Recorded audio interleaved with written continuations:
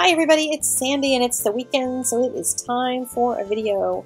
I'm doing this card for a blog named Hero, and I should just call this the video full of mistakes, but you will see how many there are by the time I get done. I'm using the birds and leaves stencil. It's actually a fall stencil, but I'm going to use it in a Christmassy way. And this is from Hero Arts and Basic Gray. Just going to real lightly tape it down with some painter's tape, and the texture paste that I'm going to use is going to hold it more in place, so I don't need to really fuss over trying to stick it down a whole lot. So I'm going to put my texture paste on, and I want it about as thin as the stencil itself. So I'm just going to smush it in there really good, like frosting on a cake, and get it as evenly as I can. I wanted to try something, and I filmed this live without testing this whole technique out first.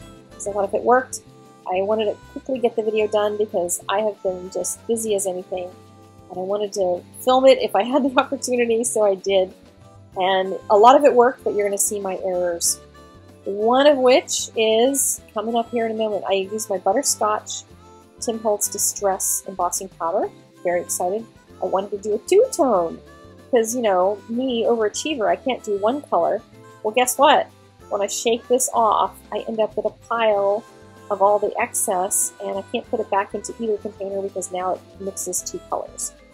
So I ended up, after I finished the video, making a couple more of these so I could use up all that excess embossing powder. So shake off one color before you put the second color on, because that was silly of me. The other thing you can see right there is there's a spot missing. I didn't get texture paste onto that little spot. I could have taken my knife and put a little bit of the texture paste in there to fix that, but I thought, let me try this and see if it works. And aside from starting to burn my finger, I just had a little pile of the embossing powder that I put into that hole and started heating it from the back. And then I didn't know in my brain where my tweezers were, so I decided to just move things around and hold it carefully with my fingers. I should have had the tweezers handy if I was going to be embossing. You know, there you go. But heating it from the back and then heating it from the front seemed to make it all work. The texture paste and the embossing powder together did seem to meld. So I'm going to speed this up a little bit, but you can see it's making this cool bubbled texture. It bubbles up. There's some spots that get really big bubbles, some that have little bubbles, and some that look like wrinkles and that kind of thing. I'll give you a closer up look at it later. But it was so cool to watch this stuff melt. Oh man, it was very, very exciting. And yeah, I'm a craft geek. I get excited by little things like that. So now that it's embossed, I can kind of press on some of those bubbles and flatten some of them. So the ones that got really big, I can reduce them down. There's that spot there where some of my texture paste went underneath of the stencil, so I'll just put some berries over that in the next step. So we'll distract from that so no one knows that I made a little oops. And here's another thing I tried.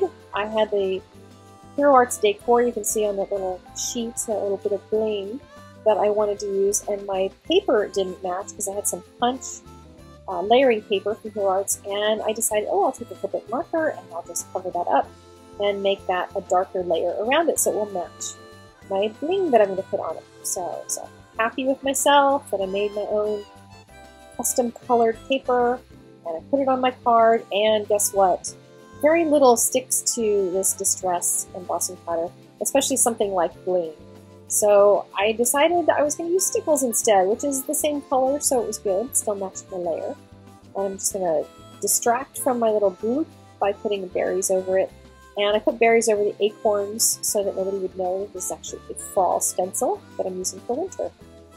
And I added some glossy accents over top of all of my stickles because I'm anal retentive about making sure I don't get glitter all over the recipients of my cards.